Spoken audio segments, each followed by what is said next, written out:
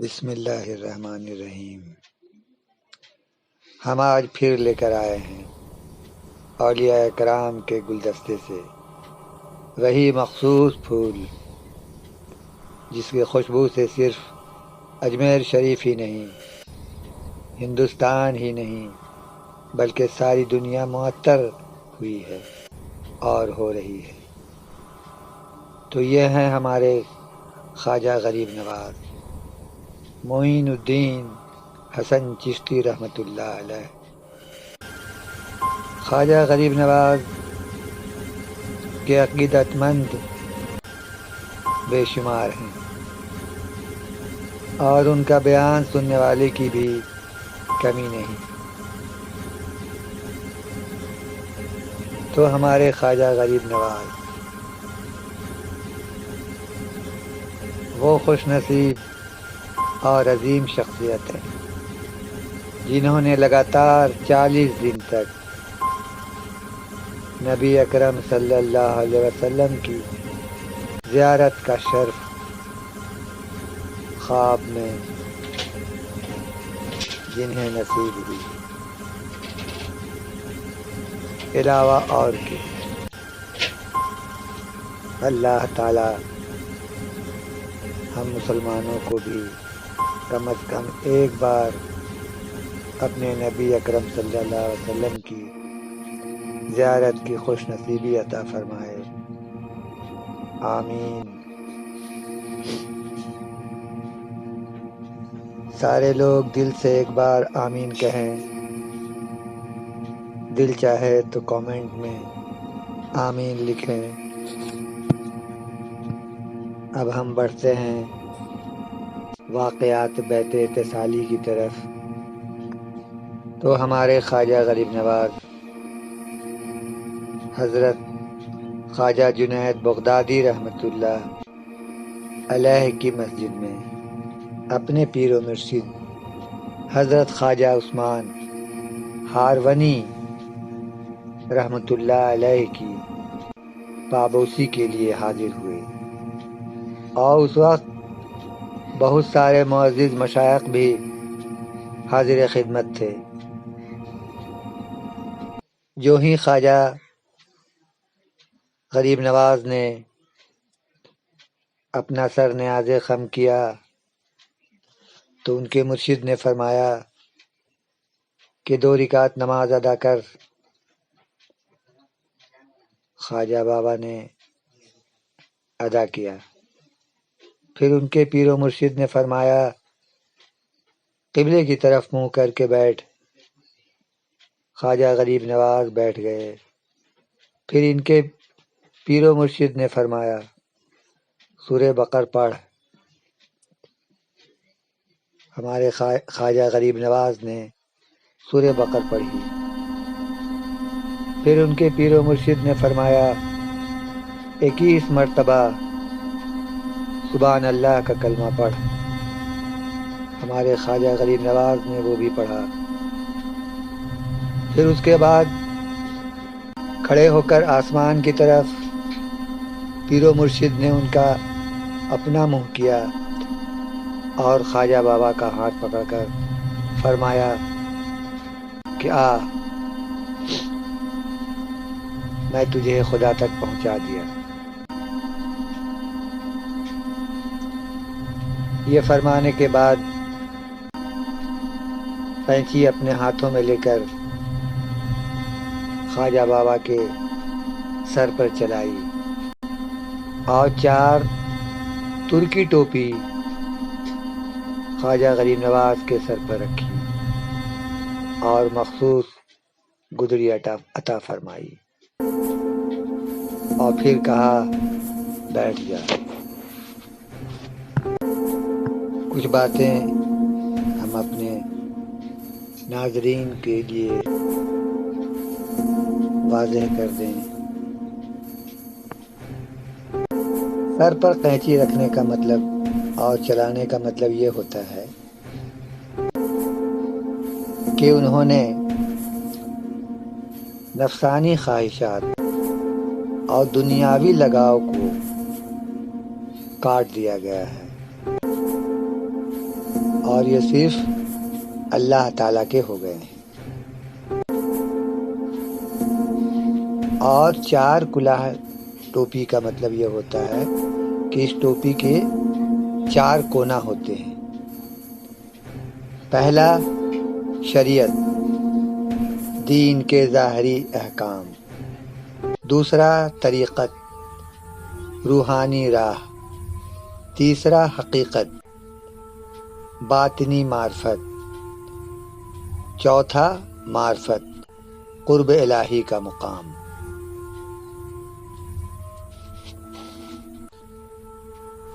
تو اس کا مطلب یہ ہوا کہ یہ چاروں مراتب میں کامل ہو چکے اور انہیں خلافت و اجازت دی جاتی ہے۔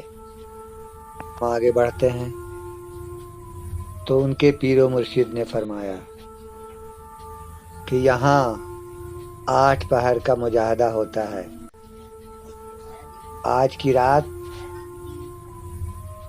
اور آج کا دن مجاہدے میں مشغول رہو۔ پیر و مرشد کے حکم کے مطابق خواجہ غریب نواز نے ایک دن گزار دیے۔ جب دوسرے دن اپنے پیر و مرشد کی خدمت میں حاضری دی تو ان کے پیر و مرشد نے فرمایا بیٹھ جا اور سورہ اخلاص پڑھ 1000 مرتبہ۔ تو خواجہ غریب نواز نے 1000 مرتبہ سورہ اخلاص پڑھی۔ پھر ان کے پیر و مرشد نے فرمایا دیکھ اوپر کی طرف۔ تو خواجہ غریب نواز نے آسمان کی طرف نظر کی۔ ان کے پیر و مرشد نے پوچھا تجھے کیا دکھائی دیتا ہے؟ خواجہ غریب نواز نے کہا کہ مجھے عرش عظیم تک سب کچھ دکھائی دے رہا ہے۔ پھر ان کے پیر و مرشد نے فرمایا زمین کی طرف دیکھ۔ جب خواجہ غریب نواز نے زمین کی طرف دیکھا تو ان کے پیر و مرشد نے پوچھا تجھے کہاں تک دکھائی دیتا ہے؟ تو خواجہ غریب نواز نے عرض کیا کہ مجھے زمین کے نیچے نیچے نیچے تک دکھائی دیتا ہے۔ پھر ان کے پیر و مرشد نے حکم دیا کہ سورہ اخلاص 1000 مرتبہ پڑھو۔ خواجہ غریب نواز نے سورہ اخلاص 1000 مرتبہ پڑھی۔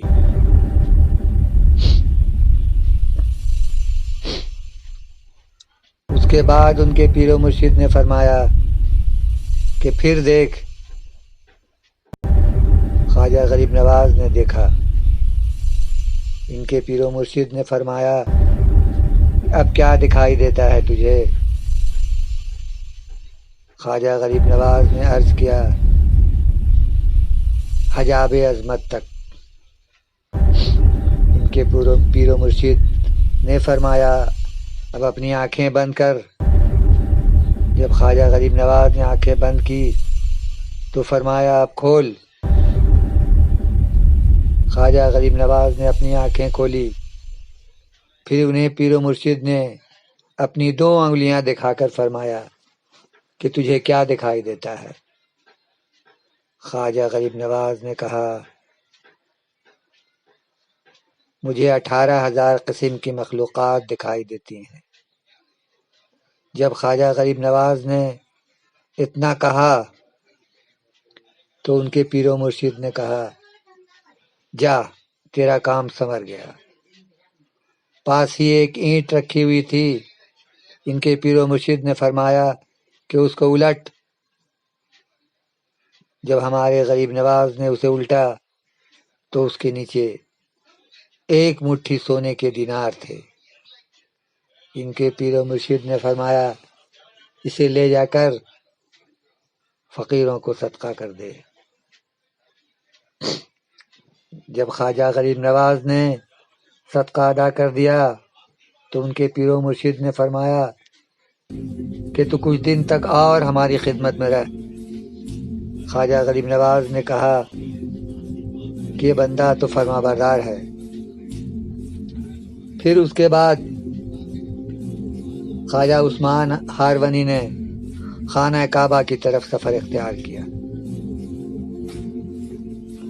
اور پہلا مسافر یہی ہمارے خواجہ غریب نواز تھے۔ ایک شہر میں پہنچ کر انہوں نے اللہ تعالیٰ کے مقرب کی ایک ایسی جماعت دیکھی جن کو اپنا ہوش ہی نہ تھا۔ کچھ دن ان کے پاس رہے جو اب تک ہوش میں نہیں آئے تھے۔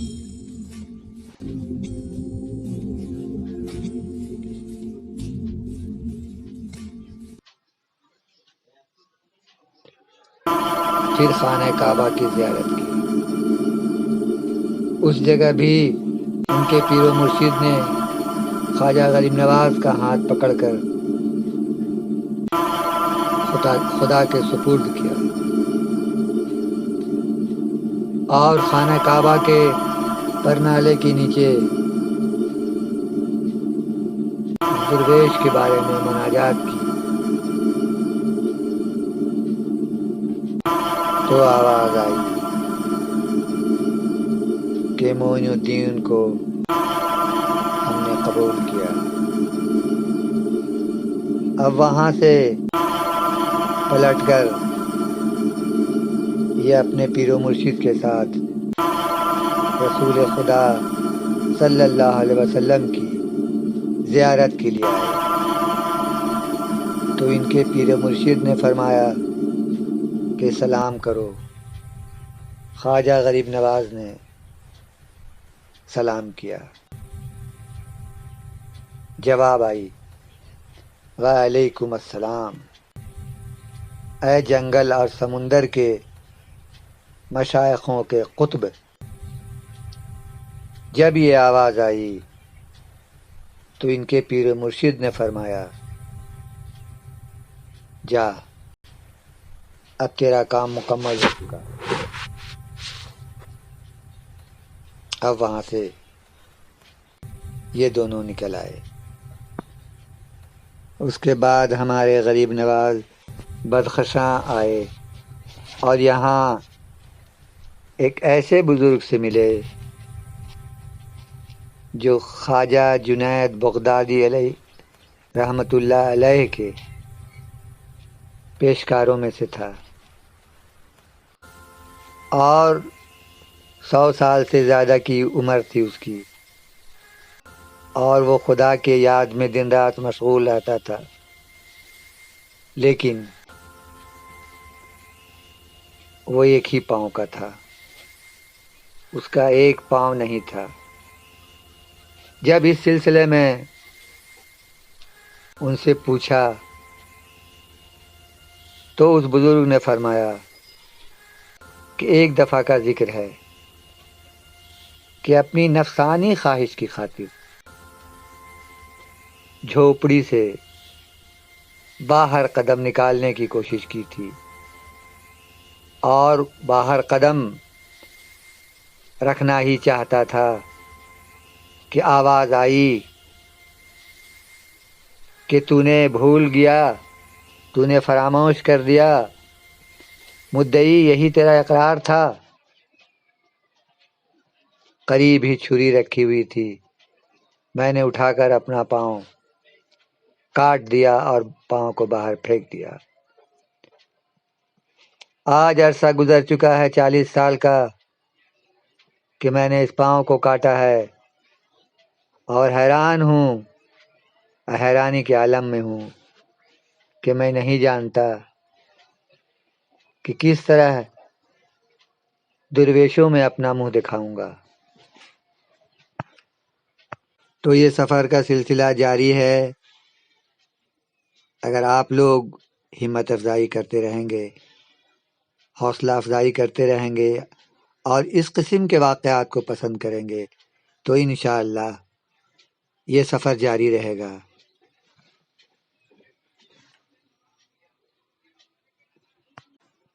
اسے ایمان افروز واقعات سمجھ کر سنیں، ویڈیو سمجھ کر نہیں۔ تو پھر ملتے ہیں اس سلسلے کی دوسری کڑی لے کر، تب تک کے لیے اللہ حافظ۔